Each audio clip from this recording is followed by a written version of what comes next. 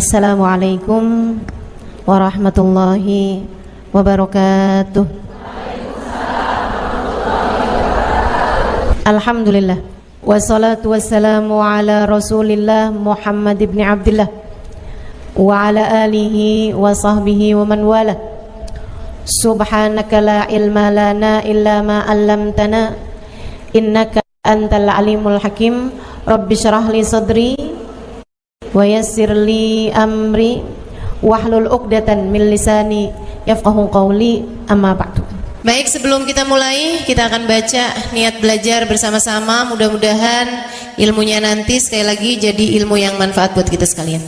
Bismillahirrahmanirrahim.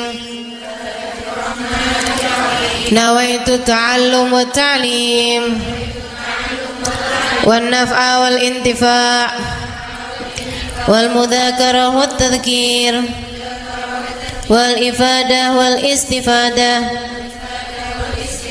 wal hidza ala tamassuk bi kitabillah wa sunnati rasulillah sallallahu alaihi wa alihi wasallam wa du'a ila al huda wa dilalata ala al khair ibtigha'a mardatih wa qurbih wa thawabih wa husnil khatimah ma'al lutfi wal afiyah wa salahil aqibah birahmatika ya arhamar rahimin. La hadratin Nabi Muhammad sallallahu alaihi wasallam wa alihi washabihi azwaji wa dzurriyyati wa ahli baiti muslimin jamil anbiya wal mursalin wal kulli ajma'in.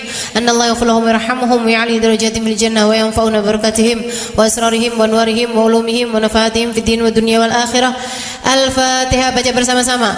A'udzu billahi minasyaitonir rajim. Bismillahirrahmanirrahim. Alhamdulillahi rabbil alamin. Arrahmanir rahim. Maliki yaumiddin. Iyyaka na'budu wa iyyaka nasta'in.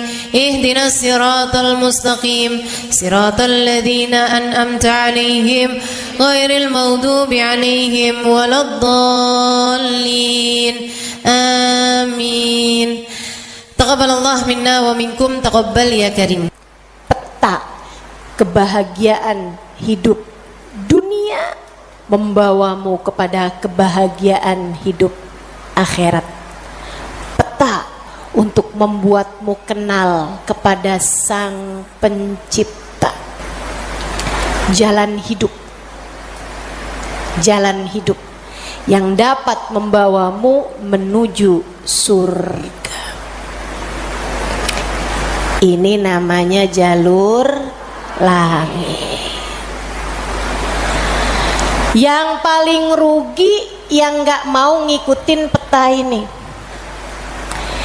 Yang paling sukses yang jalan hidupnya mengikuti peta ini, mengikuti jalur langit ini.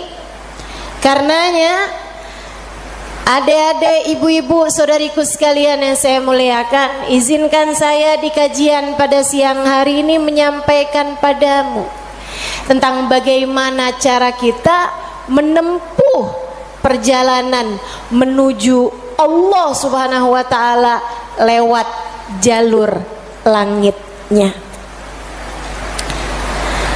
Biar gak sumpek hidupmu di dunia, biar matimu husnul khotimah, biar di akhirat nanti dapat masuk surga. Bukankah itu yang kamu mau? Bukankah itu yang kamu inginkan? Adik-adik, bukankah itu adalah cita-citamu? Betul? Bahagia di dunia, mati husnul khotimah, di akhirat masuk surga. Adakah keinginan lebih tinggi daripada itu? Adakah cita-cita lebih mulia daripada itu? Enggak ada. Mesti menempuh jalur langitnya, karena surga adanya di langit. Karena segala kebaikan-kebaikan turun dari alam langitnya Allah Subhanahu wa taala menuju ke alam dunia ini. Saat kamu rasa dadamu sesak di dunia, maka naiklah ke atas dan menengadahlah. Maka dada langit siap untuk merengkuhmu, menjadikan sesakmu tak lagi bernilai apa-apa. Sesakmu jadi lega, sesakmu jadi lega.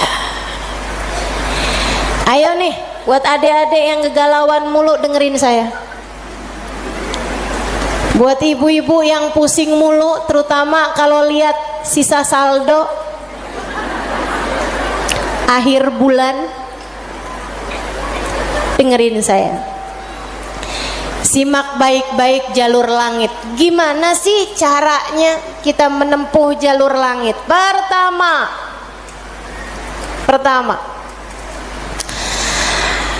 apa aja jalur langit yang bisa kita tempuh? Pertama, sholat. Itu adalah jalur langit yang jangan sampai pernah kamu tinggalkan.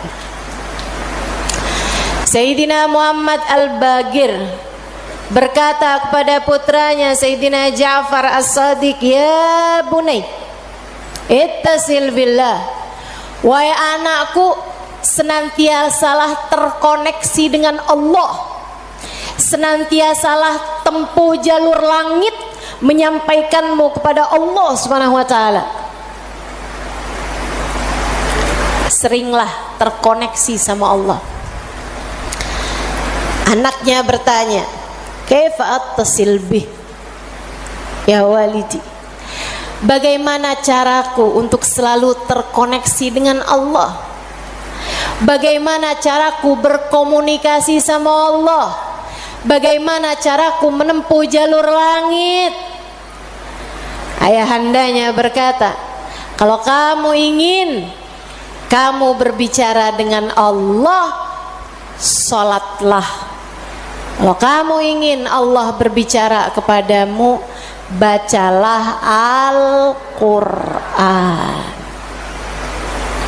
Jadi cara pertama tersambung sama Allah adalah sholat. Jangan tinggal sholat. Jangan tinggal sholat meski siapapun yang mengatakannya. Misalnya ada orang gelarnya apa kek, profesor, doktor, belakang namanya juga ada banyak. Ada banyak gelar-gelar SAG, sarjana alam gaib. Misalnya gitu. Tapi sebenarnya apa SAG itu ya? Sarjana agama. Oh, maafkan saya ya. Saudaraku sekalian yang saya muliakan, sepanjang apapun gelar yang dimiliki seseorang, kalau dia sampai mengatakan misalnya sholat itu sudah tidak relevan lagi di zaman sekarang. Agama ini semakin maju. Karenanya makna sholat bukan seperti yang disampaikan para ulama. Misalnya dia ngomong begitu, sholat itu tujuannya mengingat Allah, aqimis sholata lidzikri. Kamu kalau udah bisa ingat Allah nggak pakai sholat, ya itu udah cukup sebagai sholat. Nah nih, hati-hati ucapan-ucapan yang tidak bertanggung jawab semacam ini. Sholat itu kewajiban dari Allah. Allah yang punya jalur langit, Allah yang tahu bagaimana cara tersambung dengan Allah Subhanahu wa taala. Dan dia yang telah menamakan sholat sebagai sholat dari kata-kata wasala yasilu silatan, yang artinya adalah hubungan, tersambung.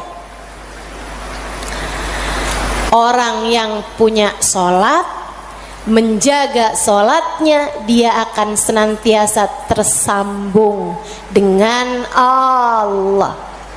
Dia adalah orang-orang yang menjaga jalur langit. Komunikasi langitnya tetap tersambungkan. Jagain sholat.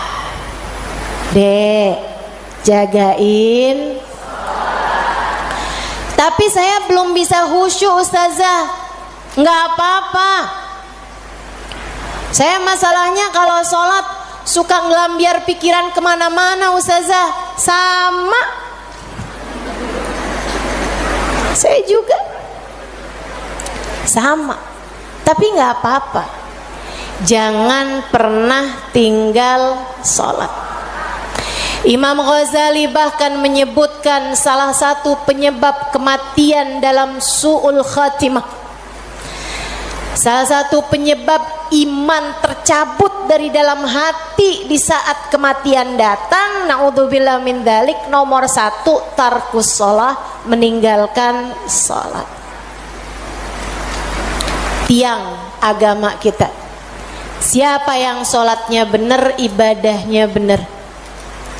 Siapa yang ibadahnya benar, hidupnya benar.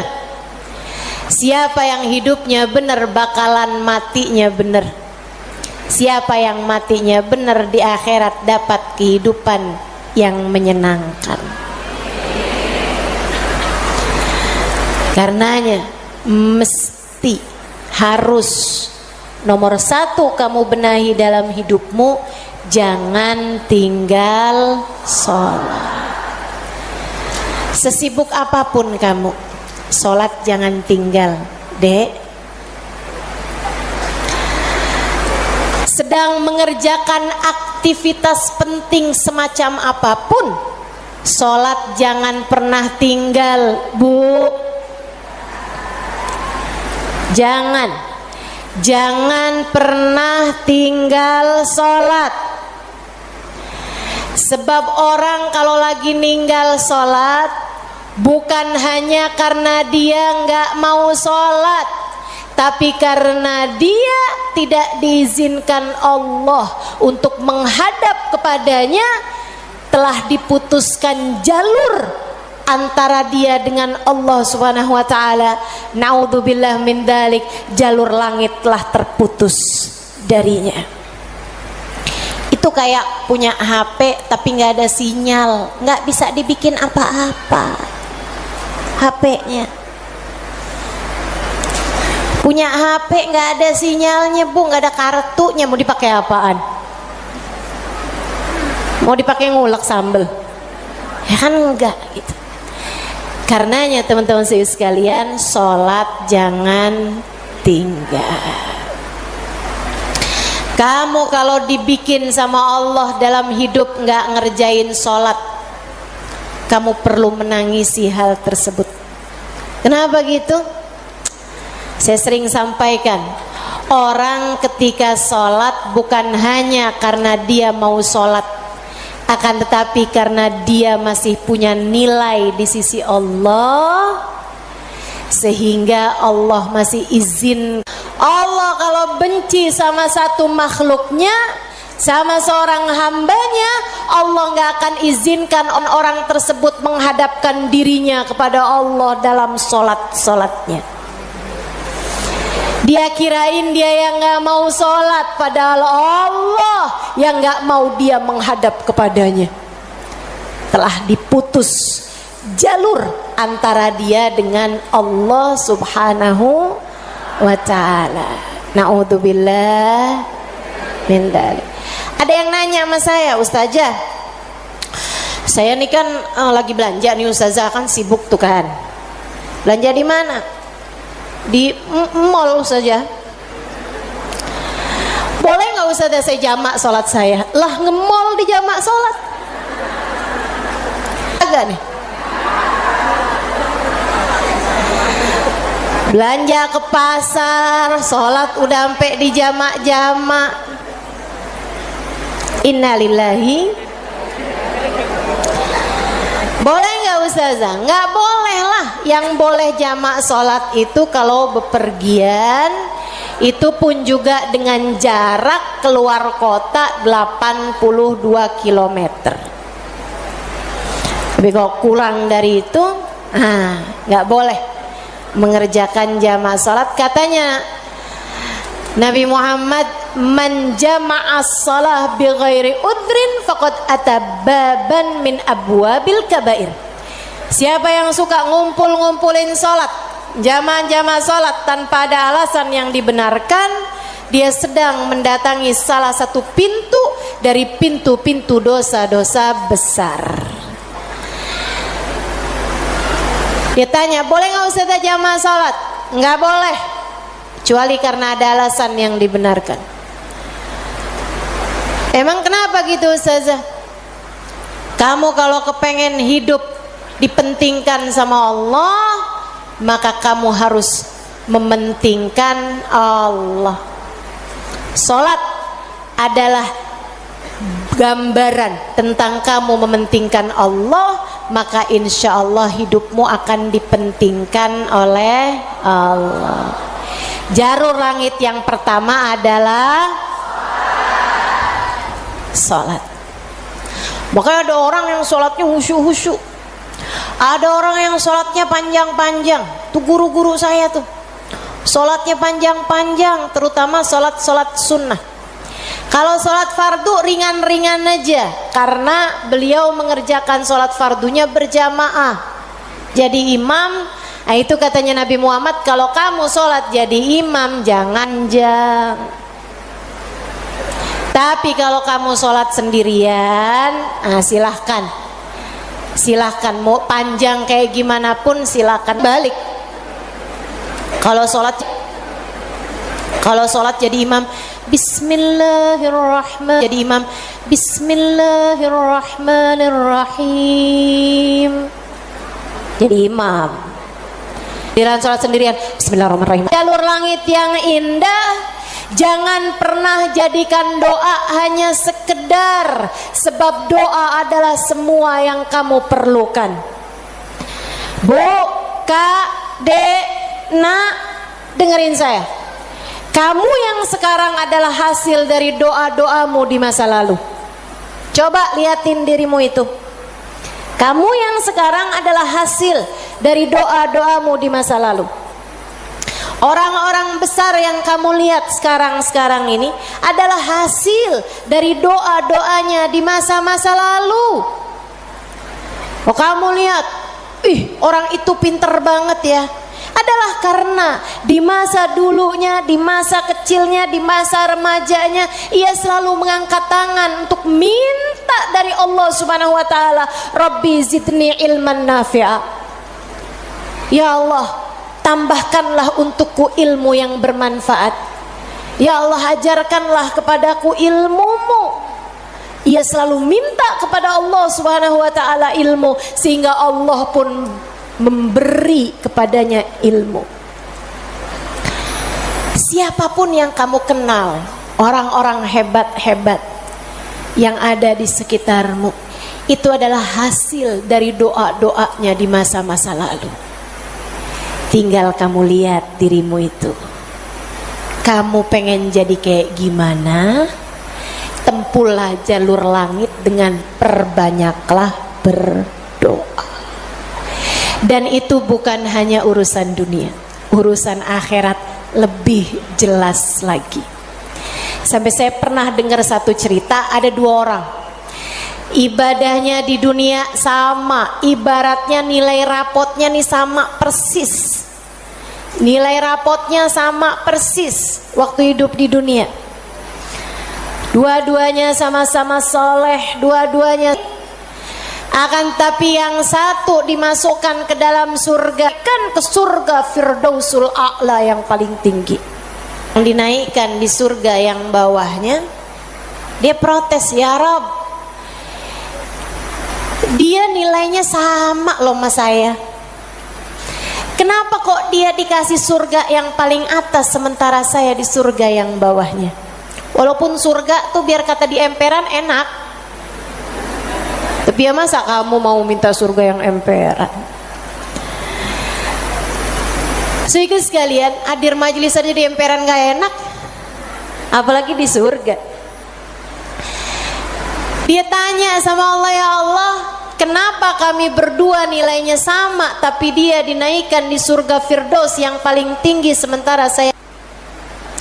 Itu sebabnya Nabi Muhammad mengatakan, idza sa'altumul jannah fas'alu al-firdausal a'la. Kalau kalian lagi minta surga, jangan tanggung-tanggung, mintalah surga Firdaus yang paling tinggi. Gitu. Doa deh, doa, jangan ditinggal. Doa, doa, perlu banget. Kamu harus sering-sering doa. Ustadzah, doa yang paling bagus apa? Lah doa itu urusan minta kok. Maka mintalah sesuai dengan apa yang kamu mau. Saya punya cerita indah yang diceritakan oleh salah satu guru saya beberapa bulan yang lalu ketika kedatangan beliau ke Indonesia. Namanya Hubabah Syarifah bintul Habib Muhammad bin Abdul Haddar. Beliau datang dari Sewun, Hadramaut, Yaman. Saya menjadi penterjemah beliau kala itu, jadi saya ingat betul kisahnya. Salah satu dari kisah yang beliau ceritakan, kata beliau, ada seorang ibu-ibu datang kepada ayahanda saya. Ayahandanya seorang ulama terkemuka, namanya Habib Muhammad bin Abdullah Al-Haddar, guru dari guru saya, guru dari guru-guru saya, sekaligus ayah dari guru-guru saya. Ayahandanya Hubabah Syarifah, ayahandanya Hubabah Nur, ayahanda Hubabah Maryam. Habib Muhammad bin Abdullah Al-Haddar, pemilik Ribat Bayda di kota Bayda, Yaman sana itu. Sehingga sekalian, beliau seorang pendakwah, seorang yang mustajabud dakwah, yang doanya mustajab. Satu waktu ada seorang ibu datang dalam keadaan menangis terisak-isak kepada ayahandanya di saat Hubabah Syarifah sedang ada di sisi ayahandanya. Ibu tersebut bilang, Habib, tolong doakan anak saya, Bib. Anak saya bandel sekali, Bib. Saya susah banget. Ajakin dia sholat susah, ajakin dia kerjain kebaikan susah. Anaknya bandel, nggak mau denger apa kata saya. Tolong saya, Bib, doakan anak saya, apa yang harus saya lakukan. Beliau kemudian berkata, Bu, ibu kepengen anak ibu jadi anak yang soleh. Iya, Bib, pengen banget Bib. Ibu, doa seorang ibu untuk anaknya setara doa Nabi bagi umatnya. Maka doamu untuk anakmu lebih mustajab daripada doa siapapun untuk anakmu. Saya bisa bantu kamu buat doa, mintakan kepada Allah Subhanahu wa taala, akan tetapi doamu tentu lebih mustajab daripada doa saya untuk anakmu. Ibu dengerin, Bu. Jadi gimana saya, Bib? Ibu bangun di waktu malam, ibu tahajud beberapa rakaat, kemudian seperti kamu menangis di hadapan saya untuk minta anakmu didoakan oleh saya, menangis pulalah di hadapan Allah. Sampaikan kepada Allah apa yang kamu sampaikan kepadaku, atau apa yang ingin agar saya sampaikan kepada Allah tentang anakmu, sampaikan pula itu kepada Allah Subhanahu wa taala. Baik, Bib. Pulang, dikerjain. Nah, itu perempuan kalau solehah gitu tuh, kalau dengar kebaikan, sami'na, saya dengar, kemudian saya patuhi. Ini yang dengar di sini juga insya Allah seperti itu. Apa yang didapat pada hari ini semoga dapat diamalkan. Yang pertama tadi, jangan tinggal. Yang kedua tadi barusan ini perbanyak jalur langit.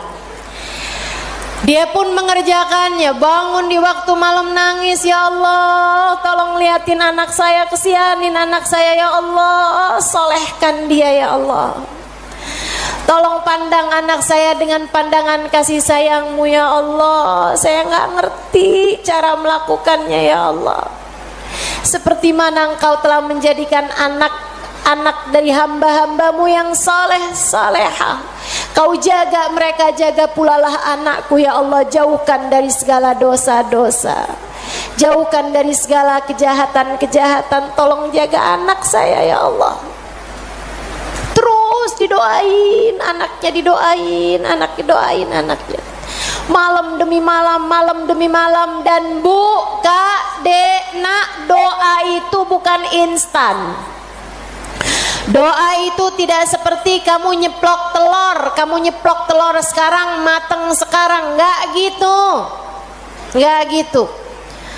Doa itu Allah mau lihat kesungguhan hatimu dalam meminta. Perlu waktu yang sering kali tidak sebentar, sebab Allah mau melihat kesungguh-sungguhanmu. Karenanya kalau doamu belum diijabah, jangan menyerah. Dek, kalau doamu belum diijabah, jangan nyerah. Kamu masih sangat mungkin untuk diijabah doamu selagi kamu tidak berhenti berdoa. Ingat-ingat ucapan saya. Kamu masih sangat mungkin untuk diijabah doamu itu selagi kamu tidak berhenti berdoa. Doa terus, kata Hubabah Syarifah, setahun, 2 tahun, 3 tahun, 4 tahun, 5 tahun, 6 tahun. Kemudian anak yang dulu pernah membuat ibunya menangis karena kenakalan anak tersebut, karena ketidaksolehan anak tersebut, sekarang telah menjadi seorang anak yang dapat membuat ibunya tersenyum bangga. Di usia-usia hampir 20-an tahun, anak tersebut menjadi anak paling soleh di kampungnya, hafal Al-Quran 30 juz dengan 7 bacaannya, qiraatus sab'ah. Anak yang jauh dari kenakalan-kenakalan remaja, anak yang dekat dengan para ulama, anak yang mengetahui banyak ilmu agama, anak yang menjadi sangat soleh, idaman semua para orang-orang tua. Jangan nyerah, jangan nyerah. Jika kehidupan membuatmu tersungkur, itu adalah waktumu untuk membenamkan dirimu dalam sujud-sujud panjang kepasrahan. Kemudian kamu langitkan doa hingga Allah mengijabah doa-doamu itu. Saya ulangi, jika badai kehidupan membuatmu jatuh tersungkur, itu adalah saat yang tepat untukmu membenamkan wajahmu dalam sujud-sujud kepasrahan. Kemudian kamu langitkan doa-doamu, berbisik di bumi, namun suaramu didengar hingga ke arsy. Saat itulah Allah akan mengijabah doamu itu. Jangan pernah berhenti berdoa. Jangan remehkan doa. Jangan remehkan doa. Saya, Dek, pernah muda juga kayak kamu. Ya masa lahir langsung gede gini. Sewaktu saya remaja, masuk umur 12 tahun, 13 tahun, sebelum balik bahkan saya udah berada di pondok pesantren. Jadi saya itu nggak pernah ngalamin masa belum berjilbab. sebelum balik. Maksudnya ketika balik tuh saya udah mulain berjilbab.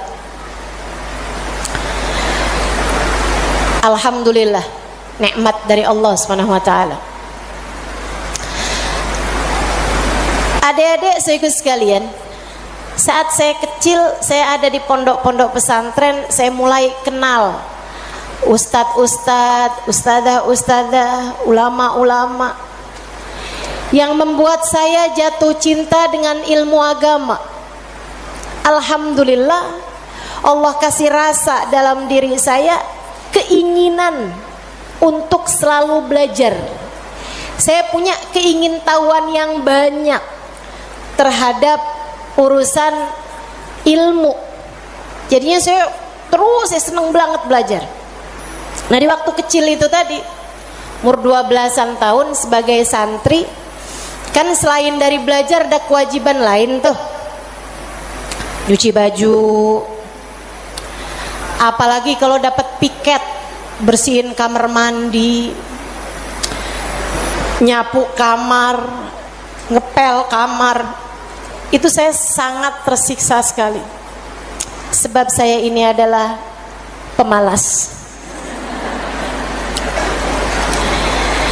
Jadinya karena saya pemalas urusan bebersih, dan saya mendadak rajin ketika urusannya belajar. Saya seneng belajar, saya seneng tahu, saya suka mikir.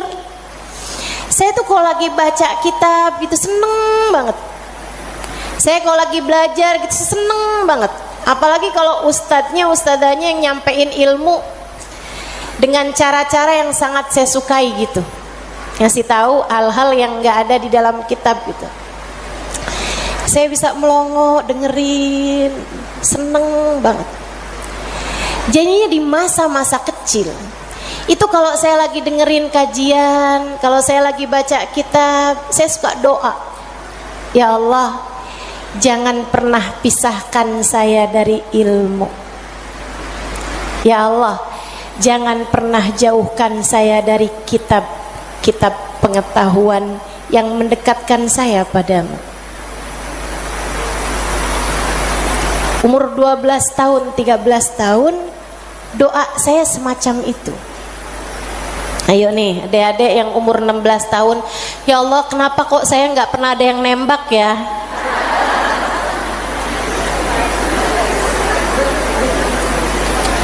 Kata Allah, ya karena aku sayang padamu, karena aku berkehendak untuk menjagamu gitu. Ini malah dipertanyakan, saya kurang cakep apa ya? Kok nggak ada yang naksir sama saya gitu? Siapa kek, tukang kebun, satpam sekolah? Jangan ya dek, jangan. Kalau kakak kelas boleh ustazah, jangan juga.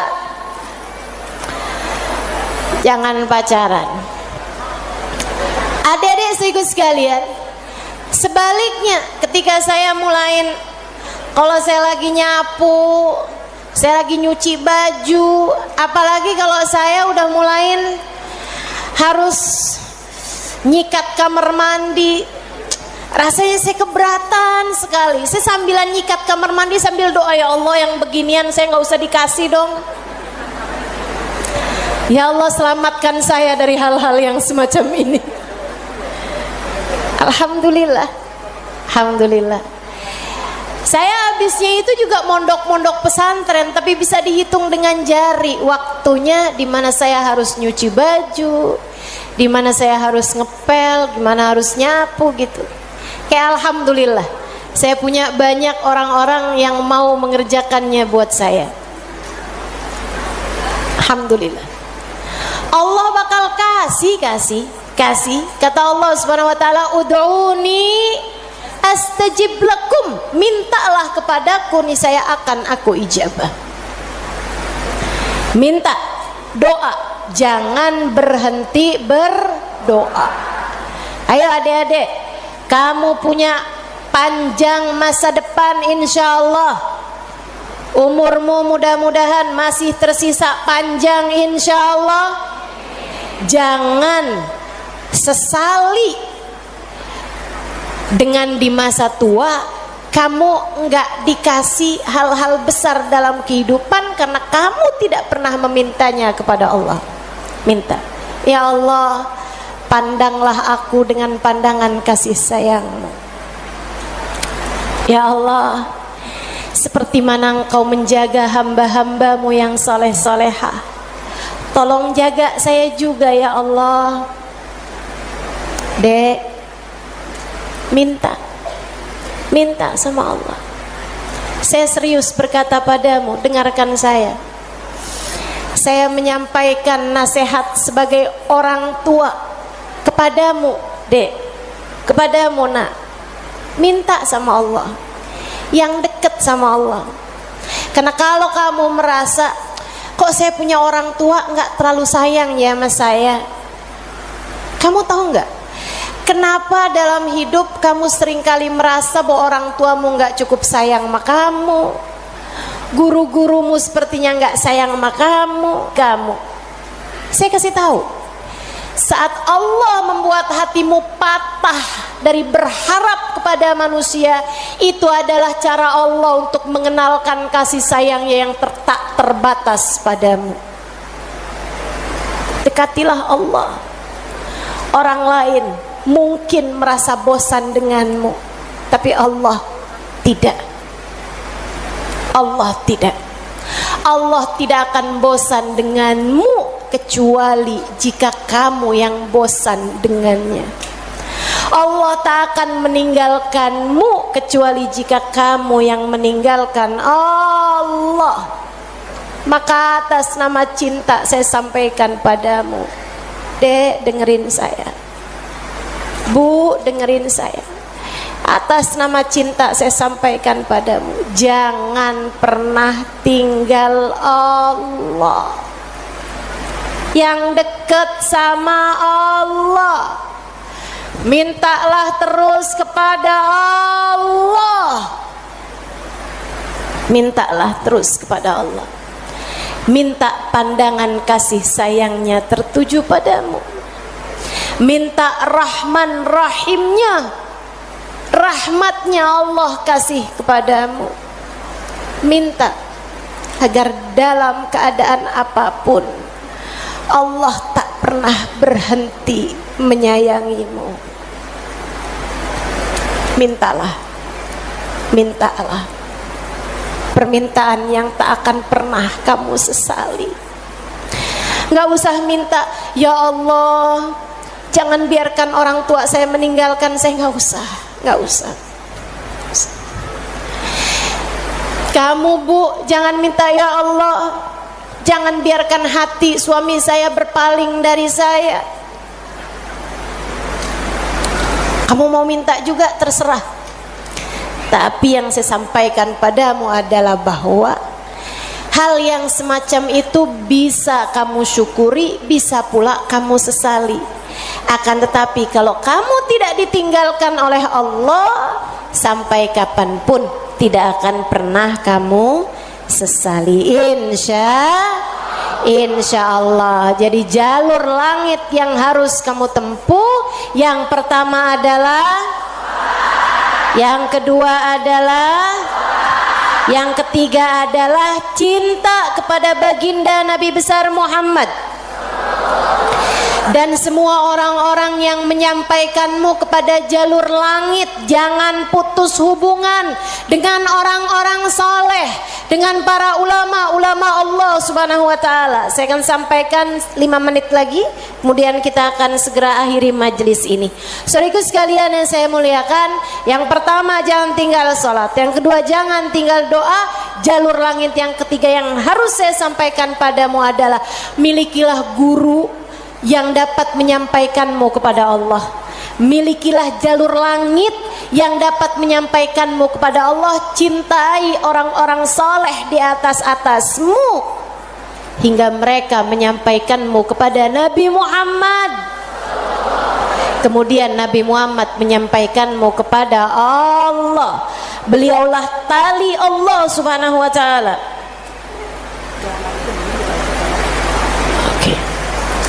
Beliaulah tali Allah Subhanahu wa taala yang terbentang kepada kita sekalian. Mudah-mudahan Allah Subhanahu wa taala senantiasa menyampaikan kita kepada Allah Subhanahu wa taala lewat jalur langit yang benar, jalurnya baginda kita Nabi besar Muhammad sallallahu alaihi wa ala alihi wasallam, manusia yang paling penuh kasih kepadamu. Andai kamu tahu seperti apa sayangnya Nabi Muhammad kepadamu, niscaya air matamu akan senantiasa meleleh karena rindu padanya. Andai kamu tahu seperti apa cintanya Nabi Muhammad kepadamu sebagai umatnya, niscaya kamu akan menyibukkan dirimu bersolawat kepadanya, dan itu adalah merupakan salah satu dari tangga-tangga yang mendekatkanmu padanya. Andai kamu tahu seperti apa cintanya Nabi Muhammad dan pengorbanannya kepadamu, niscaya kamu tak akan berharap cinta manusia selain daripada cinta Nabi Muhammad sallallahu alaihi wasallam. Maka 3 jalur langit ini kalau kamu tempuh, kamu tidak akan pernah tersesat jalan. Kamu akan sampai di tujuan. Peta kehidupannya menjadi terbaca dan kamu akan melangkah tanpa keraguan. Jika 3 jalur langit ini kamu tempuh, dari sholat tidak ada yang kamu tinggal, dan kamu tambahi dengan ibadah-ibadah sholat-sholat sunnah pula, terutamanya di keheningan malam, di sepertiga malam yang terakhir. Juga doa, dalam keadaan apapun kamu memperbanyak berdoa. Saat kamu bersama dengan orang-orang saleh, saat kamu duduk di majelis-majelis ilmu adalah saat yang begitu indah untuk kamu berdoa, meminta kepada Allah Subhanahu wa taala jalla jalaluhu wa ta'ala azamatu. Kamu jadikan doa tidak hanya sekedar, melainkan semua yang kamu perlukan. Kemudian besar cintamu kepada baginda Nabi besar Muhammad sallallahu alaihi wasallam, maka itulah 3 dari rahasia jalur langit yang dapat saya sampaikan kepadamu. Jika ketiganya benar-benar kamu amalkan hingga kamu mendapatinya dalam kehidupan, niscaya kamu akan sampai di tujuan, bahagia hidup di dunia, mati dalam husnul khatimah. Di akhirat kamu akan diperkenankan masuk ke dalam surga tanpa hisab, tanpa adab, birahmatika ya arhamar rahimin wa bijudika ya ajwadal ajwadin innahu waliyu dzalika wal qadir alaih. Kita akan baca doa nih ya. Baru saja saya diberitahu oleh panitia bahwa doa maulidnya belum dibaca. Kita akan baca doa maulidnya sambil kita memohon kepada Allah, semoga Allah Subhanahu wa taala mendekatkan kita dengannya insyaallah, dan mendekatkan kita dengan baginda kita Nabi besar Muhammad sallallahu alaihi wasallam. Allahumma salli wa sallim wa barik alaihi wa ala alihi sallallahu alaihi. Alhamdulillahi rabbil alamin. Allahumma salli wa sallim ala sayyidina Muhammadin wa ala alihi wa sahbihi ajma'in. Amin. Wa laqad ashartu lin'ati man awsafuhu tuhyil quluba tuhayyijul asjana. Amin. Wallahu qad adna alayhi fama yusawil qawlu minna wa yakunu tanana. Amin. Lakinna hubban bisarairi qad alimati safati rabbina wa ahadana. Amin. وإذ امتزجنا بالمودة ها هنا نرفع أيدي فقرنا ورجانا بالواحد الأحد العلي إلهنا متوسلين بمن إليه دعانا مختاره وحبيبه وصفيه زين الوجود به الإله حبانا يا ربنا يا ربنا يا ربنا بالمصطفى اقبلنا أجب دعوانا آمين. أنت لنا يا دخرنا في هذه الدنيا وفي أخرانا أصلح لنا الأحوال واغفر ذنبنا ولا تؤاخذ ربي إن أخطأنا واسلك بنا في نهج طه المصطفى ثبت على قدم الحبيب خطانا أرنا بفضل منك طلعة أحمد في بهجة عين الرضا ترعانا واربط به في كل حال حبلنا وحبال من ود ومن والانا المحسنين ومن أجاب نداءنا وذوي الحقوق وطالبا أوصانا الحاضرين وسعيا في جمعنا ها نحن بين يديك أنت ترانا ولقد رجوناك فحقق سؤلنا واسمع بفضلك يا سميع دعانا وانصر بنا سنة طه في بقاء الأرض واجمع كل من عادانا وانظر إلينا واسكنا كأس الهنا واشفي وعاف عاجلا مرضانا واقض لنا الحاجات. Silakan sebutkan hajat masing-masing. Assalamualaikum warahmatullahi wabarakatuh.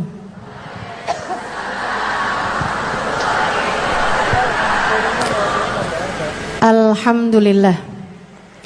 Wassalatu wassalamu ala Rasulillah Muhammad ibn Abdillah wa ala alihi wa sahbihi wa man wala. Subhanaka la ilma lana illa ma 'allamtana innaka antal alimul hakim. Rabbi shrah li sadri wa yassir li amri wahlul 'uqdatan min lisani yafqahu qawli. Amma ba'du. Alhamdulillah, Allah sampaikan juga saya ke tempat ini. Masjidnya Allah Subhanahu wa taala, bait min buyutillah, rumahnya Allah. Mudah-mudahan kita udah disampaikan di rumah Allah di dunia. Allah sampaikan pula ke Baitullahil Haram di Mekkah. Dan Allah sampaikan pula di tempat keridhaannya surga Allah di akhirat nanti insyaallah. Amin ya rabbal alamin. Rabbi la tukhzini yawma yub'atsun yawma la yanfa' mal wala banun illa man atallaha biqalbin salim. Kata Nabi Ibrahim yang Allah tuliskan dalam Al-Quran, ya Allah, jangan kecewakan aku, jangan buat aku susah pada hari di mana Engkau membangkitkan hamba-hambamu. Nanti di akhirat saat manusia dibangkitkan, ya Allah, jangan buat saya susah, jangan buat saya kecewa. Yauma la yanfa' mal wala banun. Hari yang itu loh ya Allah, hari yang tidak bermanfaat orang bawa harta, hari yang tidak bermanfaat orang bawa anak. Yang bermanfaat hanyalah orang yang datang pada Allah biqalbin salim, dengan membawa hati yang selamat. Karenanya siapapun di antaramu yang akan menuju ke akhirat, semua dari kita menuju ke akhirat. Siapapun di antaramu yang kepengen di hari akhiratnya nanti menjadi orang yang tidak susah, menjadi orang yang tidak sedih, menjadi orang yang tidak kecewa, menjadi orang yang tidak ketakutan, menjadi orang yang berhasil. Siapa di antaramu yang kepengen di hari akhiratnya nanti berbahagia, bersukacita? Siapa yang kepengen di hari akhiratnya nanti bergembira? Pastikan saat-saat ini, saat hidupmu di dunia ini, pastikan kamu sedang menuju kepada keselamatan hati. Hatimu selamatkan. Hatimu selamatkan, teman-teman. Hatimu selamatkan.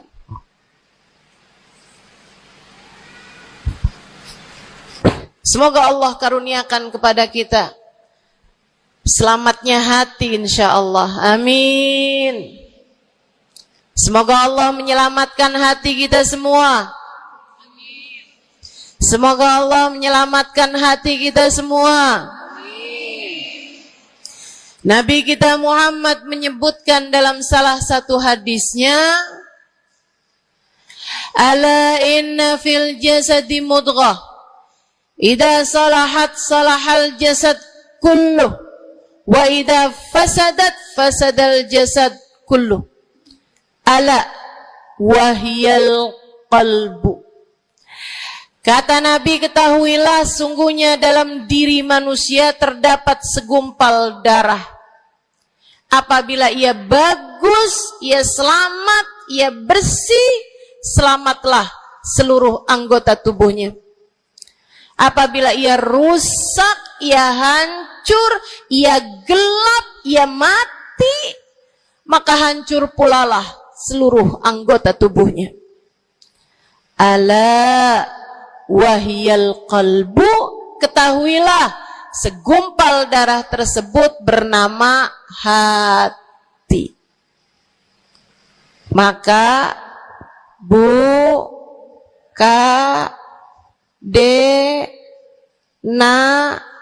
nek, banyak nenek-nenek di sini. Saya sampaikan padamu pesan dari hati saya yang terdalam. Berhati-hatilah dengan hati. Yang hati-hati sama hati, apa yang ada di dalamnya? Coba silahkan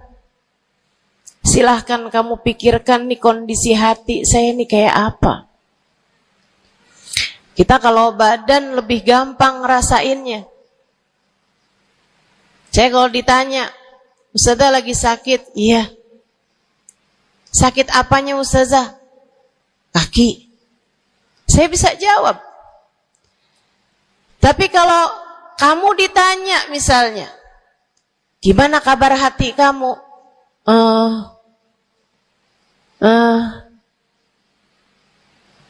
Gimana kabar hatimu? Sehatkah? Sakitkah? Atau bahkan sakaratul maut? Hatimu bercahayakah? Gelapkah? Atau bahkan mati? Bagaimana kabar hatimu, teman-teman? Bagaimana kabar hatimu? Innallaha la yanzur, kata Nabi Muhammad dalam hadis yang lain. Innallaha la yanzur ila suwarikum wala ila absyarikum, walakin yanzur ila qulubikum. Sungguhnya Allah tidak melihat kepada badan kalian. Allah tidak melihat kepada warna kulit kalian. Allah nggak peduli hidung kamu mancung ataukah pesek. Allah nggak peduli kulit wajahmu mulus ataukah berjerawat. Allah nggak peduli kamu tinggi ataukah pendek. Allah nggak peduli warna kulitmu semacam apa. Yang Allah Subhanahu wa taala lihat, yang Allah Subhanahu wa taala perhatikan adalah hatimu. Adakah ia mulus? Adakah ia penuh dengan penyakit-penyakit. Yang Allah pandang darimu adalah hatimu.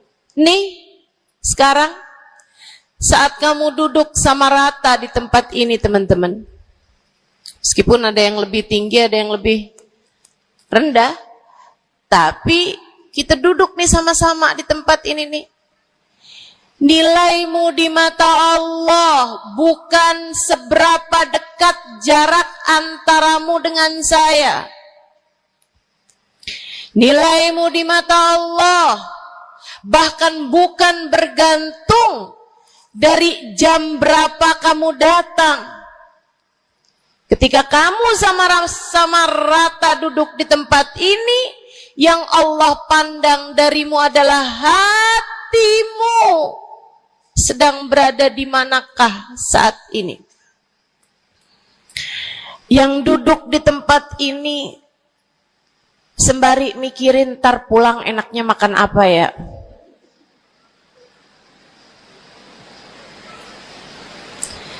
Yang duduk di tempat ini sambil mikirin, kok saya lapar ya? Iya, belum sarapan. Gara-gara buru-buru, takut nggak kedapatan tempat duduk. Gara-gara buru-buru, kepengen bisa lihat mukanya Ustazah Halimah yang viral.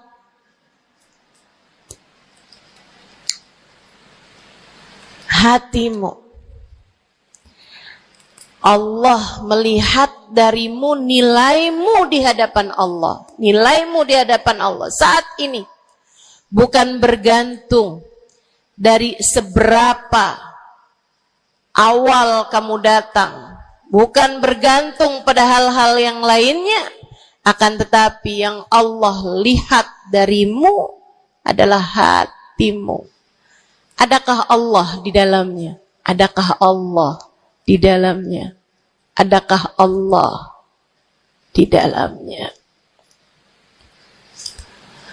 Pun demikian dengan kamu saat sholat, pun demikian saat kamu sedang sedekah.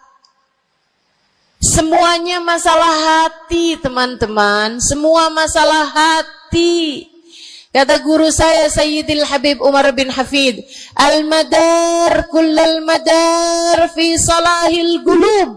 Urusan segala urusan, sumber segala macam urusan, dasar segala macam urusan ada pada bagusnya hati. Kalau udah hatinya bagus, bagus semuanya. Kalau udah hatinya busuk, busuklah semuanya. Semoga Allah selamatkan kita dari busuknya hati. Semoga Allah selamatkan kita dari busuknya hati. Amin ya rabbal alamin. Dunia, akhirat, masalah semuanya ada pada hati. Karenanya yuk kita bahas gimana sih caranya nyelamatin hati. Yang pertama, kalau kamu pengen tahu caranya nyelamatin hatimu, yang pertama,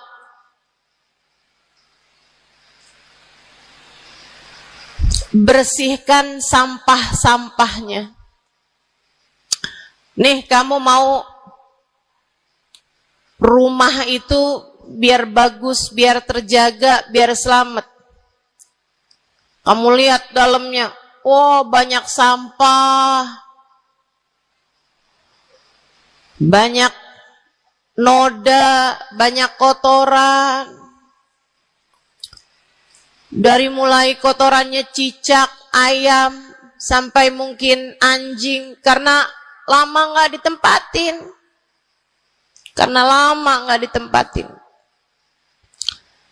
Ada banyak di antara kita yang kondisi hatinya semacam itu. Sampah begitu banyak dalam hatinya. Ada banyak di antara kita umat Islam yang kondisi hatinya semacam itu. Begitu banyak sampah di dalam hatinya tersebut. Semoga Allah selamatkan semuanya. Amin. Maka hal pertama, kalau kamu kepengen punya hati yang selamat, yang nomor satu adalah bersihkan hatimu dari semua sampahnya, keluarin. Apa sampahnya hati?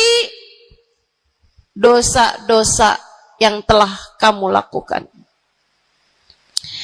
Idza aznabal abd nakat fi qalbihi nuktah sauda. Kata baginda kita Nabi besar Muhammad, idza aznabal abd, ketika seorang hamba mengerjakan dosa, tertorehlah di dalam hatinya satu titik hitam. Sampahnya hati. Kamu tiap kali bikin dosa, dosa apa aja? Bukan hanya dosa besar, zina, bukan hanya dosa besar, minum minuman keras atau narkoba, bukan hanya dosa besar, judi atau riba, bukan hanya dosa-dosa besar. Kalau itu titik hitam yang sangat besar tertoreh di dalam hatimu itu. Bahkan dosa-dosa kecil, sekedar marah-marah sama suami, atau ngambil uang suami. Gimana? Pernah? Rezeki istri solehah ustazah. Lagi mau nyuci, kelihatan, alhamdulillah. Emang haram ya ustazah? Ya haram, bukan punya kamu. Kan katanya ada hak istri dalam harta suami. Iya betul kalau dia kasih. Kalau dia kasih, kalau nggak kasih, nggak halal juga. Bahkan dosa-dosa kecil, seperti melihat tetangga, terus kamu bilang, ya ampun, cakep banget ya. Nyesel saya nggak kawin sama dia.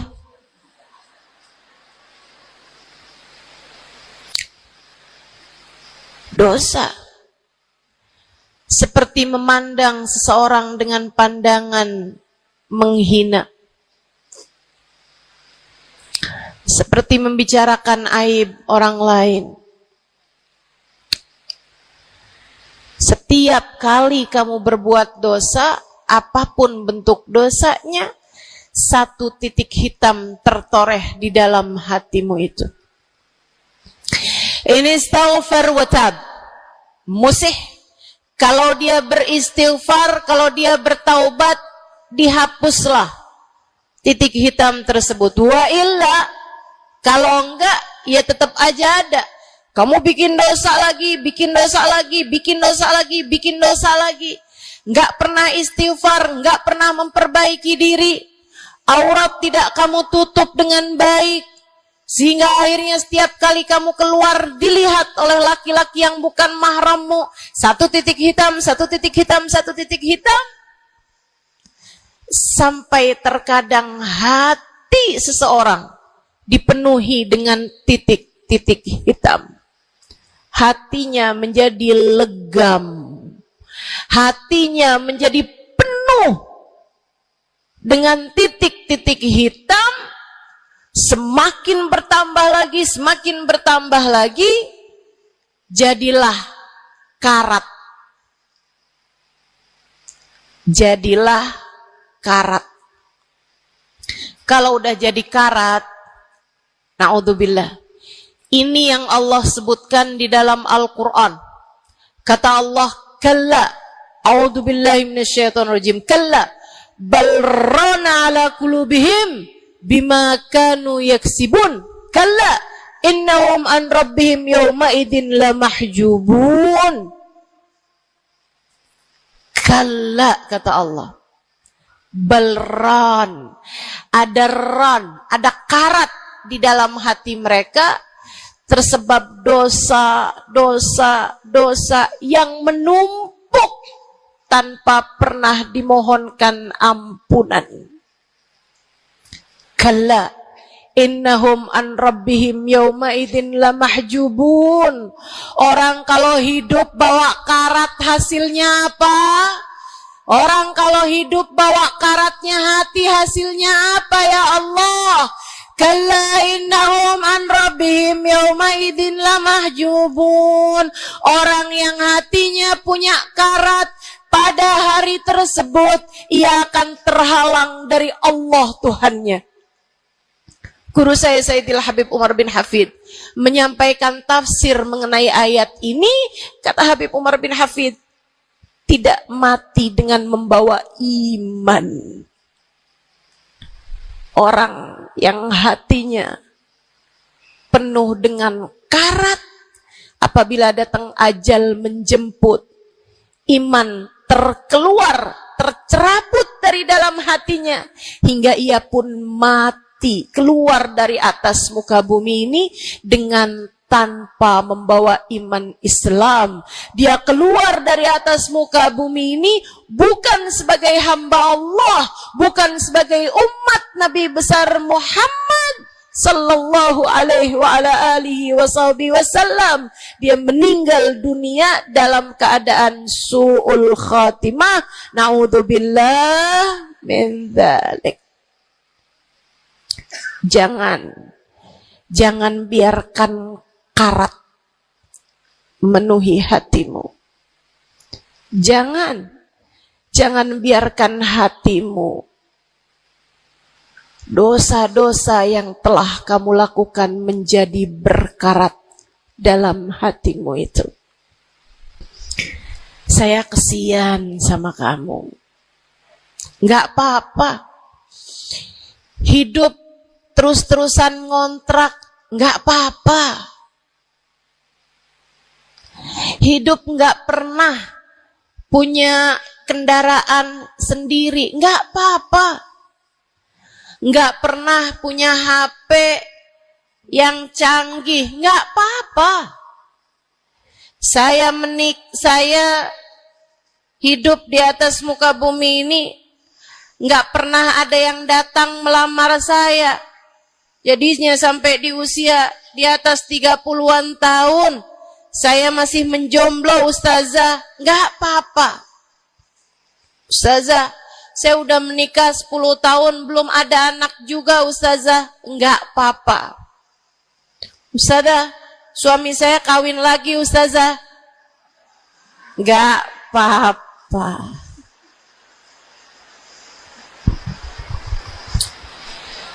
Hidup di dunia ini, apapun yang terjadi, semuanya hanyalah sementara.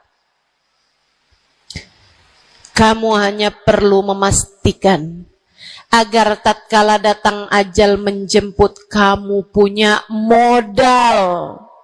Dan modal utamanya yang nomor 1 adalah hati yang bersih. Hati yang selamat. Kamu bawa pulang menghadap Allah Subhanahu wa ta'ala bigalbin salim. Kamu bawa hati yang selamat. Insya Allah. Mati nggak bawa suami nggak apa-apa. Mati nggak bawa anak nggak apa-apa. Nggak bakalan jadi pertanyaan malaikat raqib atid. Tapi mati harus dengan membawa hati yang selamat. Mudah-mudahan Allah karuniakan. Mudah-mudahan Allah karuniakan. Saudaraku sekalian yang saya muliakan, maka bersihkan sampah-sampah dalam hatimu itu. Caranya gimana nih, Ustazah? Dosa-dosa saya emang udah banyak banget. Saya di masa muda, di masa remaja, bahkan sampai udah tua juga nih, bergelimangan dengan dosa demi dosa. Banyak dosa saya, Ustazah. Saya zaman muda berada dalam masa jahiliyah. Dosa, segala dosa saya kerjakan. Apa yang harus saya lakukan? Bersihkan karat-karat dalam hatimu itu dengan taubat. Minta ampun sama Allah. Minta ampun sama Allah. Kamu perlu nangis sama Allah. Kamu perlu sungguh-sungguh minta ampunan sama Allah. Dosa segede gunung, kalau Allah mau melemparkannya ke dalam lautan ampunan,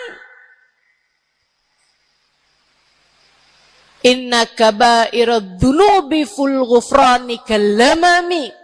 Katanya sahibul burda, sesungguhnya dosa-dosa besar dalam lautan ampunan, ia hanyalah seperti buih di dalam lautan. Gak ada artinya apa-apa kalau Allah mau ampuni. Dosa sebesar apapun, kalau Allah mau ampuni gak ada artinya. Tapi dosa sekecil apapun, kalau Allah mau perhitungkan, kamu gak akan selamat. Saya sampaikan padamu atas nama cinta. Dosa sekecil apapun yang kamu lakukan, jika ia tidak berjumpa dengan ampunan Allah, kamu bisa tidak selamat. Iblis nyembah Allah 70.000 tahun lamanya. Sujud di atas bumi, dia sujud, bumi dihancurkan, Allah naikin dia ke langit. Di atas langit dia sujud, ganti-ganti posisi sujudnya. Karenanya Imam Ghazali dalam kitabnya Minhajul Abidin mengatakan, ma min buq'ah minal ard was sama, tidak ada satu jengkal tanah, baik di bumi ataupun di langit, illa waqad sajad iblis fihi sajdah. Iblis udah pernah sujud di sana, di semua tempat di bumi maupun di langit. Paling banyak ibadahnya ternyata bukan seorang wali. Paling banyak ibadahnya ternyata bukan seorang nabi.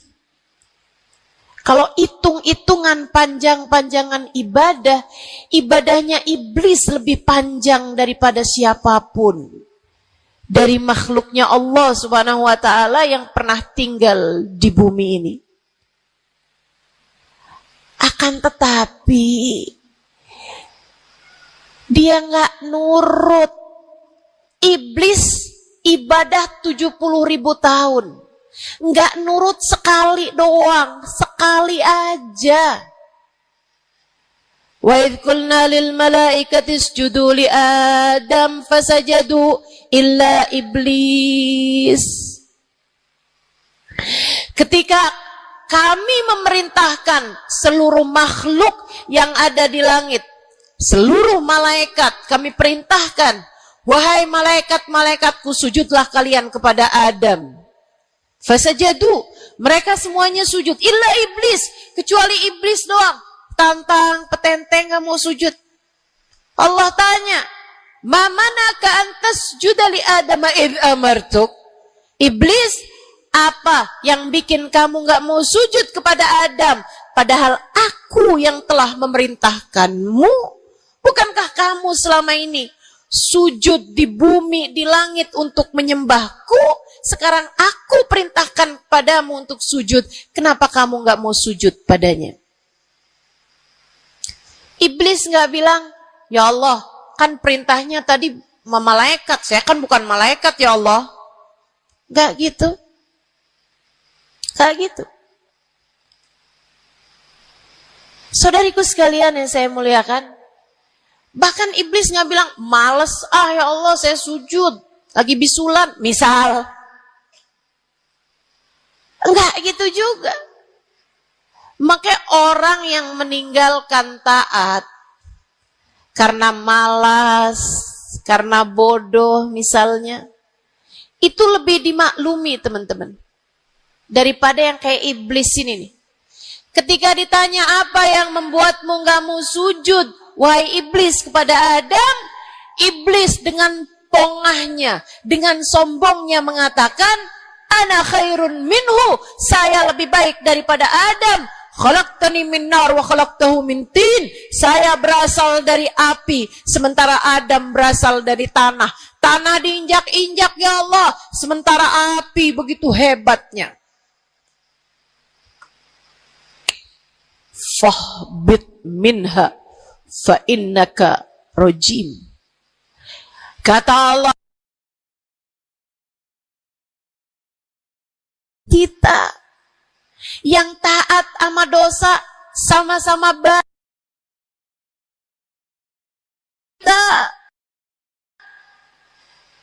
Yang mungkin dosa kita lebih banyak daripada taat kita. Kayak katanya Habib Ali Habsyi, kadang ada orang Islam, malaikat raqib yang nyatet pahala nganggur berbulan-bulan. Sementara malaikat atid yang nyatetin dosa sibuk bener. Gimana dengan kita? Iblis hanya satu saja melanggar aturan Allah. Allah kemudian mewahyukan padanya, keluar kamu wahai iblis dari surgaku, sesungguhnya kamu terkutuk. Kamu, kalau Allah mau memperhitungkan satu saja dosa kamu, kamu nggak akan selamat. Saya sampaikan padamu, iya kamu, semua yang dengerin saya. Kalau Allah mau memperhitungkan satu saja dosamu, kamu nggak akan selamat. Kamu tidak akan selamat. Tapi kan saya anaknya Fulan bin Fulan.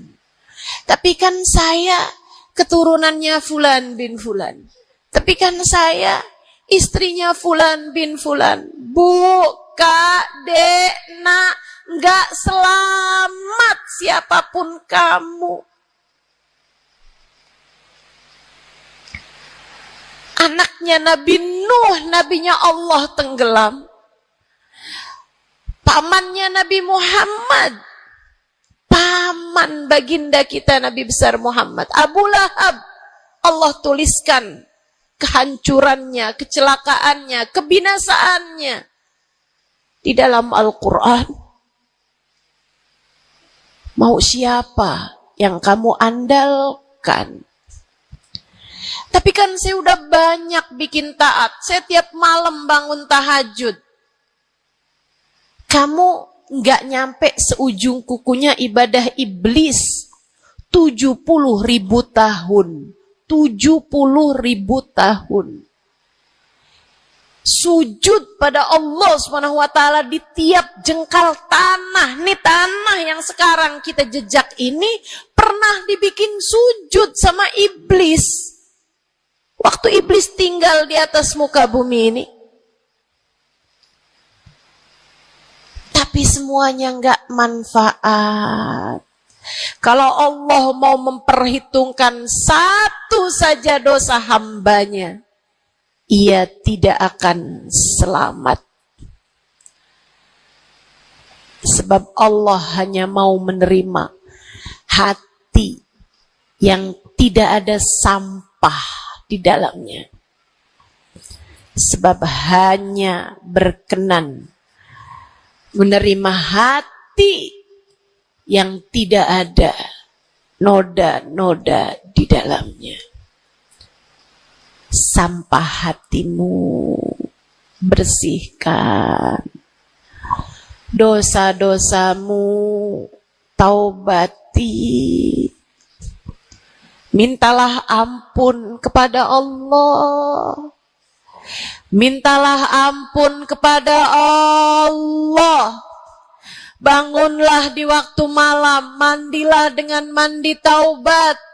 Saat-saat mandimu kamu bilang dalam hatimu, ya Allah, sebagaimana air membersihkanku dari segala kotoran-kotoran di badanku, ya Allah, bersihkanlah dosa-dosaku dengan hujan ampunanmu. Kemudian sholatlah 2 rakaat, 4 rakaat, sholat taubat. Kemudian sesudahnya, mulailah kamu ingat dosa-dosamu.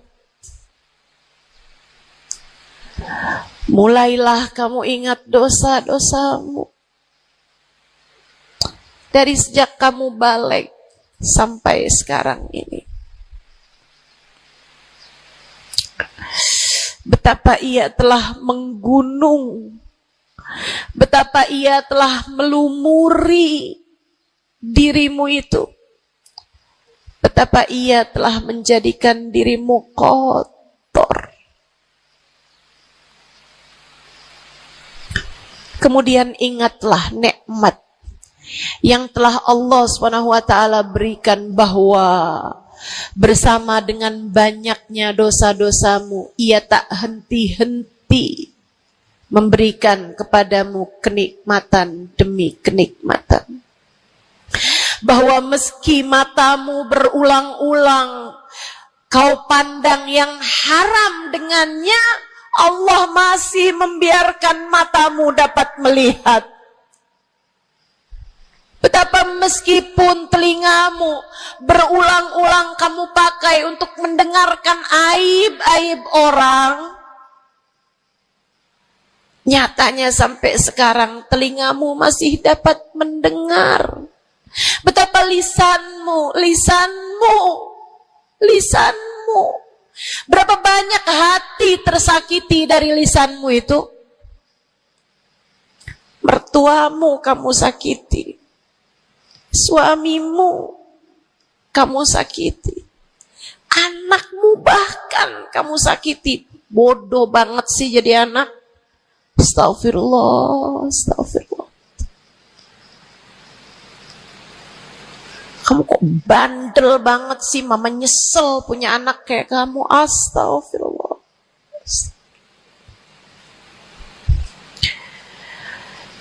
Betapa lisanmu menyakiti hati tetanggamu, saudara-saudarimu, sahabat-sahabatmu, orang-orang di sekelilingmu merasakan gangguan dari lisanmu itu, tersakiti dari lisanmu itu.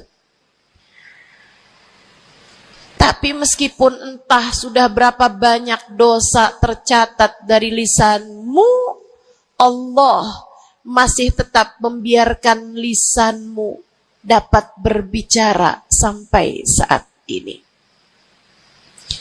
Nikmat tak henti-henti Allah berikan kepadamu, bukan? Betapa durhakanya diri kita, namun betapa penuh rahmatnya Allah kepada kita. Betapa berlumurannya kita dengan dosa-dosa, namun betapa Allah bersama dengan segala dosa-dosa yang kita lakukan tak henti-hentinya membanjiri kita dengan kenikmatan. Wa in ta'uddu ni'matallahi la tuhsuha. Kalau kamu mau hitung nikmatnya Allah, kamu tak akan pernah mampu menghitungnya. Sesudah kamu ingat-ingat dosamu, kamu ingat nikmat Allah kepadamu,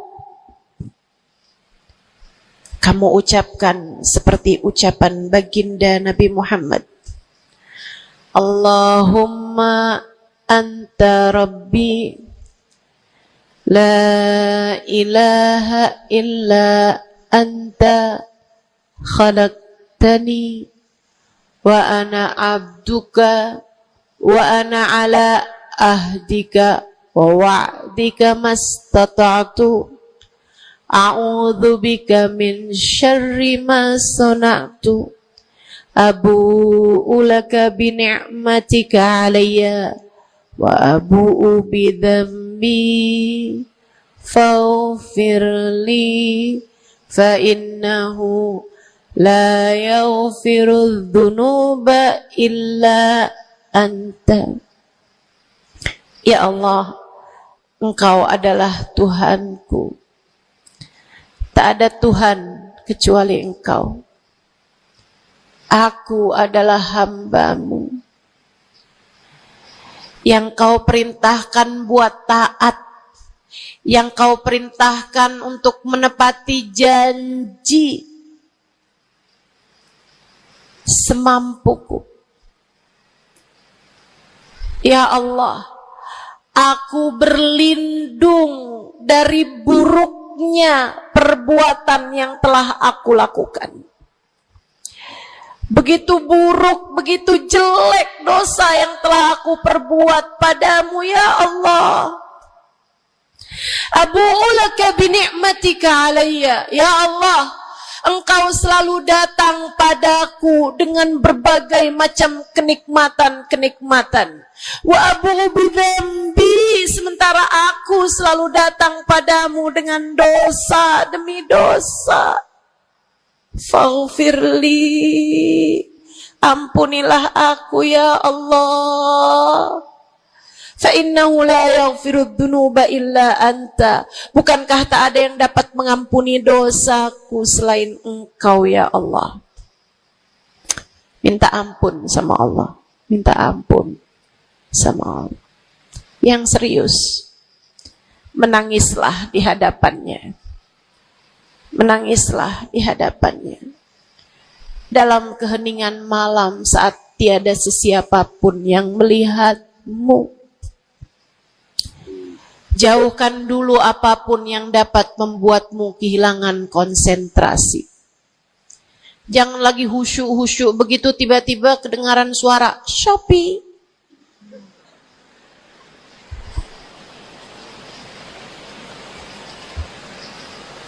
Kamu langsung jadi hilang konsentrasi. Yang mana nih ya?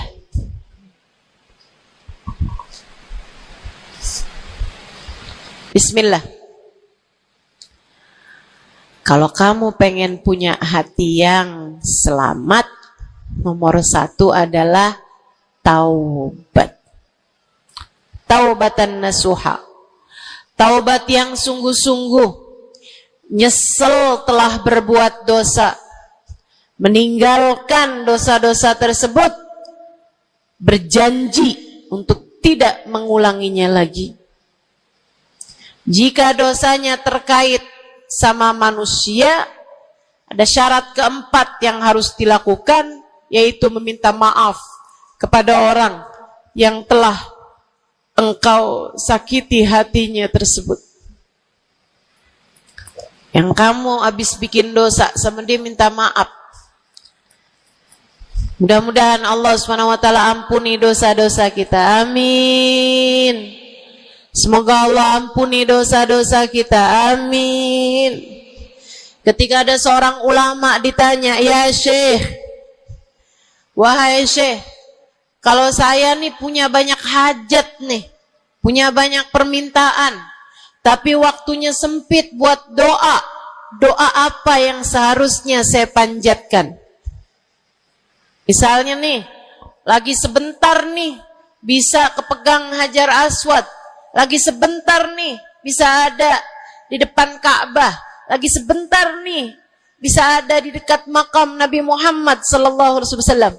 Sesudah kita ucap salam kepada baginda Nabi, ini apa nih yang harus saya minta kepada Allah? Hajat saya banyak, sementara waktu saya sempit buat doanya. Apa yang harus saya mintakan? Apa sebaik-baik hajat yang perlu kita mintakan di saat tidak banyak waktu untuk memintanya kepada Allah? Syekh tersebut menjawab, Is'alil maghfirah mintalah ampunan dari Allah. Sebab bagaimana mungkin kamu meminta hajat-hajat yang lain sementara kamu masih belum berada dalam pandangan rahmatnya Allah. Kamu masih terusir dari pintunya. Kamu udah minta-minta. Nih kayak istri lagi minggat sama suaminya. Kemudian dia WhatsApp, tolong dong transferin saya. Lah balik dulu.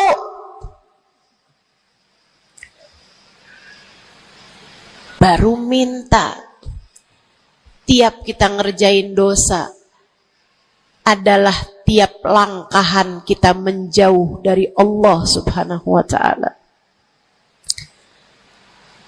Tiap kali kamu mengerjakan dosa adalah langkahan-langkahanmu menjauh dari Allah Subhanahu wa ta'ala. Karenanya mendekat dulu, masuk dulu, Allah bukain pintu dulu, baru deh silahkan minta yang lainnya. Kalau sempit waktumu, mintalah ampunan dari Allah Subhanahu wa ta'ala. Ini kan kerjaan kita nih suka salah-salah kalau doa. Giliran lagi ada hujan nih, wah doa mustajab, langsung. Ya Allah jodoh, ya Allah. Yang cakep, yang ganteng, yang kaya, yang setia, yang soleh, banyak bener. Padahal kalau ngelihat dirinya kagak ada pantes-pantesnya. Kalau kamu pengen jodoh yang soleh, solehahkan dulu dirimu itu.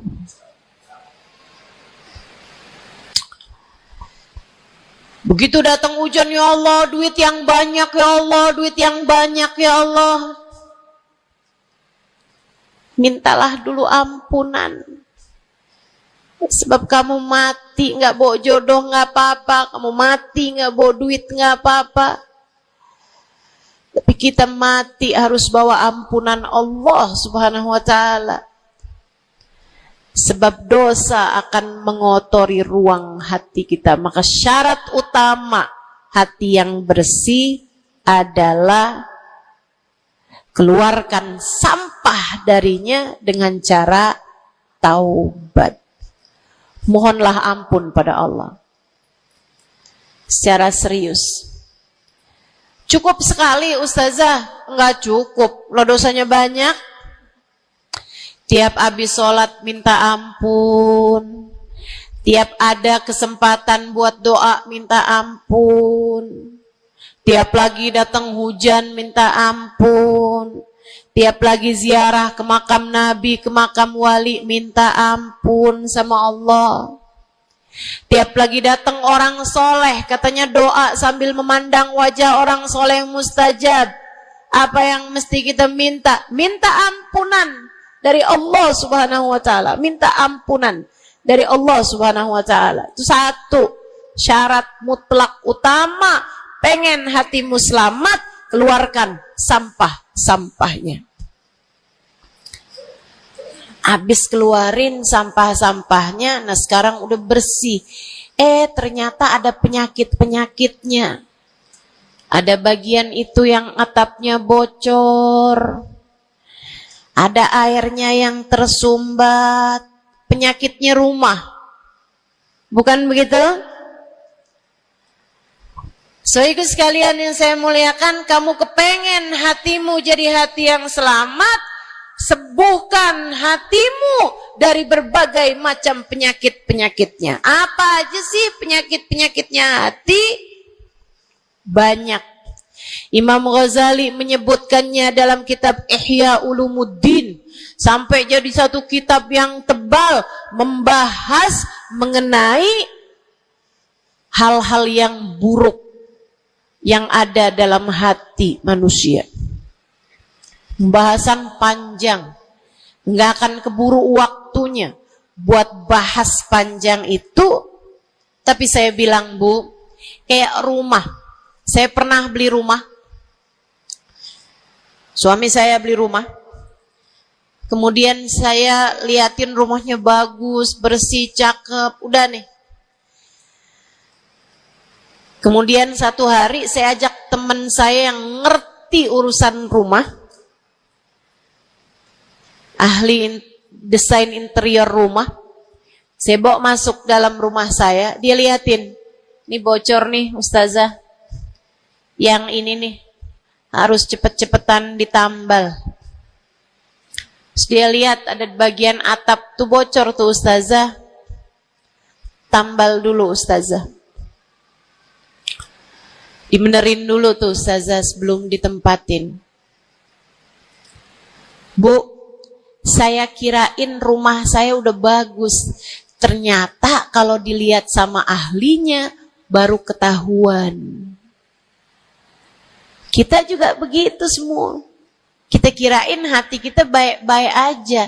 Tapi kalau kita duduk ngaji, kalau kita hadir di majelis taklim, kalau kita dengerin kajian-kajian, kita baru paham. Ya Allah, ternyata hati saya ada penyakitnya di sini. Ternyata saya juga punya penyakit yang ini. Ternyata saya punya penyakit yang ini. Karena jangan berhenti belajar. Jangan berhenti mengaji. Biar kita faham penyakit-penyakit hati kita tuh di bagian mana. Sehingga kita bisa konsentrasi buat mengobatinya. Ada tuh bagian atap yang dibilangin sama temen saya nggak terlalu peduli. Saya liatin kecil aja kok. Sampai satu hari, untung aja saya nggak ada di bawah situ. Jebol atap rumah saya. Banjir rumah saya. Gara-gara atap yang berpenyakit yang tidak diberesin. Begitu pula dengan hati kita. Cari tahu apa penyakitnya. Cari tahu apa obatnya. Dengan kamu duduk mengaji.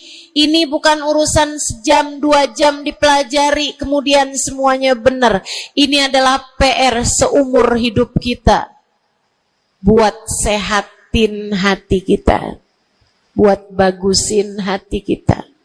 Buat bersihin hati kita. Penyakit hati paling berbahaya namanya kesombongan. Dan Bu, Kak, Dek, Nak, siapa di antara kita yang selamat darinya? Apa itu sombong, wahai Rasulullah? Kata seorang sahabat. Sebab saya senang pakai baju bagus. Saya Rasulullah senang makan enak, senang pakai baju bagus. Saya sombong kalau gitu, wahai Rasul. Enggak, bukan itu yang namanya sombong. Kamu punya baju bagus, pakai. Jangan punya baju bagus. Saya kalau pakai ini kelihatannya sombong. Ya udah saya pakai yang rombeng-rombeng aja. Punya baju bagus tapi daster udah robek, itu aja yang dipakai. Tanya sama suaminya, kok kamu pakai baju yang ini sih, ini kan robek nih. Enak, adem. Adem yang lihat, adem yang make, gerah yang lihat. Bukan itu yang namanya kesombongan. Saya punya uang, saya bisa beli mobil yang bagus, tapi saya nggak mau beli, saya takut sombong. Bukan itu yang namanya kesombongan. Saya punya uang, bisa bangun rumah buat tamu-tamu. Ulama-ulama kalau datang bisa tinggal di rumah saya. Tapi saya nggak mau, kayak gitu ntar saya sombong. Bukan itu yang namanya kesombongan. Sombong, kata Nabi Muhammad, batarul haq wa ghamtun nas. Sombong adalah menolak kebenaran dan menghina orang lain, merasa diri lebih baik daripada orang lain. Itu yang namanya sombong. Merasa diri lebih baik dari orang lain. Merasa diri lebih baik dari orang lain. Sering banget ini kan kita kan. Betul? Dulu-dulu belum pakai jilbab.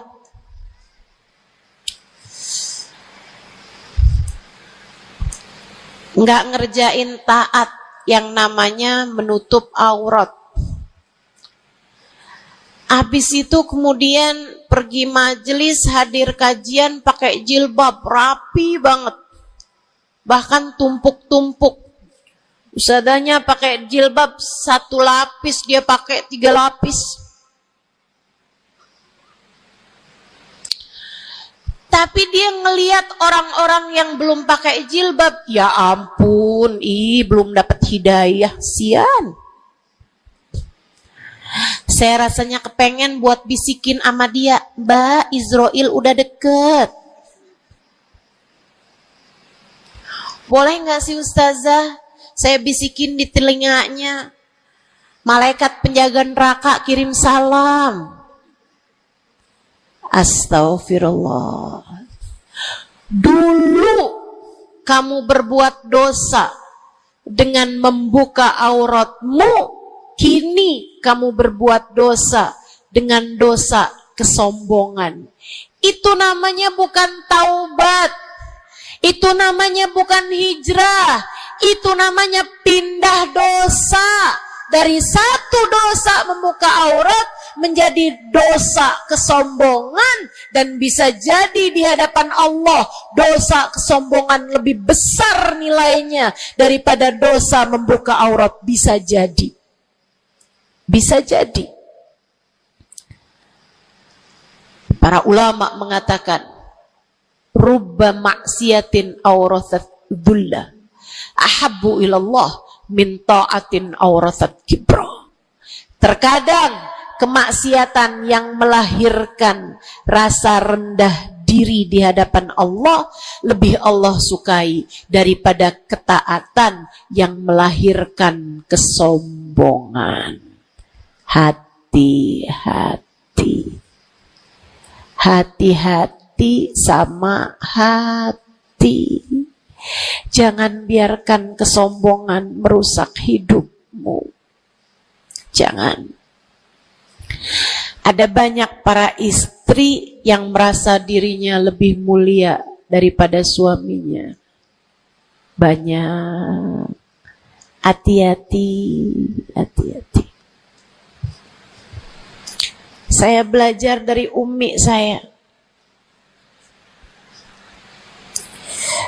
Meninggal dunia 2 tahun yang lalu. Belum sampai hampir 2 tahun. Saudariku sekalian yang saya muliakan, saya sering bilang sama umi saya, Mi, maafin saya ya Mi ya. Umi saya bilang, Nak, maafin Umi ya. Umi punya salah sama kamu nggak kurang daripada salah kamu sama Umi. Umi punya dosa sama kamu pasti lebih banyak daripada dosa kamu sama Umi.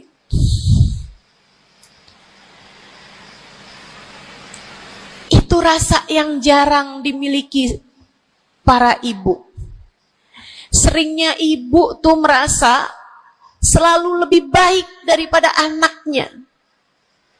Seringnya ibu tuh merasa dia nggak punya salah, dia nggak punya dosa. Yang punya dosa banyak tuh anaknya kepada dirinya, bukan begitu? Ayo minta maaf dulu sama ibu. Ayo minta maaf dulu. Kan seringnya bilang gitu sama anak-anak kita. Kamu tuh nak, ibu ini adalah ibumu, surgamu berada di bawah telapak kakiku. Waduh. Betul, al-jannah tahta aqdamil ummahat. Tapi ucapan kamu yang semacam itu kesombongan. Yakin bakal masuk surga? Yakin? Yakin bakal masuk surga, Bu? Para ibu yang suka bilang surgamu anakku berada di bawah telapak kaki ibumu, yakin kamu bakal masuk surga? Hah? Allah nggak pernah wajib memasukkanmu ke dalam surga, Bu. Allah nggak pernah wajib menghindarkanmu dari api neraka, Bu. Allah nggak pernah wajib menjadikanmu ada di belakang Nabi Muhammad. Kalau kamu sampai Allah usir dari surganya, Allah masukkan kamu ke dalam nerakanya, kamu bisa apa? Kalau saat Nabi Muhammad menggiring umatnya dan kamu tidak bisa ada di belakangnya, kamu terusir dari rombongan Nabi Muhammad, kamu bisa apa? Kamu bisa apa? Nilaimu yang sesungguhnya nanti di akhirat kelihatannya. Nilaimu yang sesungguhnya nanti di akhirat kelihatannya. Jadi kalau kamu mau sombong, tar di akhirat. Kalau sampai kamu bisa masuk ke dalam surga Allah, kalau kamu sampai berada di barisan-barisan terdepan dalam rombongan Nabi besar Muhammad,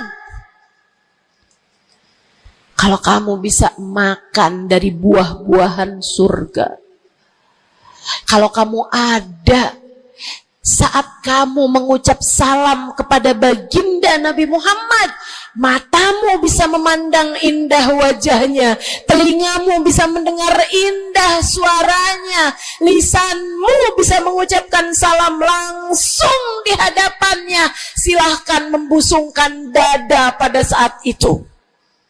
Silahkan mau ngerasa diri kamu lebih baik daripada ahli-ahli neraka, silahkan. Tapi sekarang keadaannya belum tentu. Bagaimana jika seseorang yang kamu memandang dirimu lebih baik darinya, ternyata ia melenggang masuk ke dalam surga, sementara kamu Allah jerumuskan ke dalam api neraka? Keadaannya belum jelas, keadaannya belum tentu. Jangan pernah merasa diri lebih baik daripada siapapun. Jangan pernah merasa diri lebih baik daripada siapapun. Hatimu benerin rusak-rusaknya, penyakit-penyakitnya. Ada penyakit berbahaya namanya hasud. Ada penyakit berbahaya namanya hasud. Apa itu hasud? Seneng orang lain dapat kesulitan, seneng kalau orang lain dapat kemalangan, kesusahan, susah hati kalau orang lain dapat kesenangan. Tuh. Seneng orang lain susah, susah orang lain seneng. Itu namanya hasud. Ada tetangga naikin rumah, bangun rumah, dia naik darahnya. Ada orang tetangganya yang sebelah kiri beli mobil, dia pun diangkut pakai mobil ambulan. Busuk bener hatinya, dimakan sama sifat namanya sifat hasud. Nggak seneng lihat orang lain seneng. Kalau orang lain dapat kesusahan, seneng bener. Si ibu itu kemarin habis tabrakan, pantas aja dia tabrakan. Kamu tahu kan, si ibu yang itu tuh suka ngerebut laki orang. Ngerebut suami orang jelek, teman-teman, jelek. Jelek. Tapi kamu ngomongin orang juga perbuatan yang jelek, sama jeleknya. Yuk belajar buat jangan punya sifat hasud. Dia kok bikin pengajian besar, pengajian kita harus lebih besar. Urusannya apa? Bukankah majelis itu adalah dakwah, mengajak orang kepada Allah? Hatimu jagain, hatimu jagain, hatimu jagain. Ada yang bisa begitu, alhamdulillah. Ada ustazah yang lebih pandai darimu, alhamdulillah. Minta doa, ambil ilmunya. Bukan malah dihasutin. Hati-hati, hati-hati. Jangan sampai hasutmu membawamu kepada terusir dari rahmatnya Allah.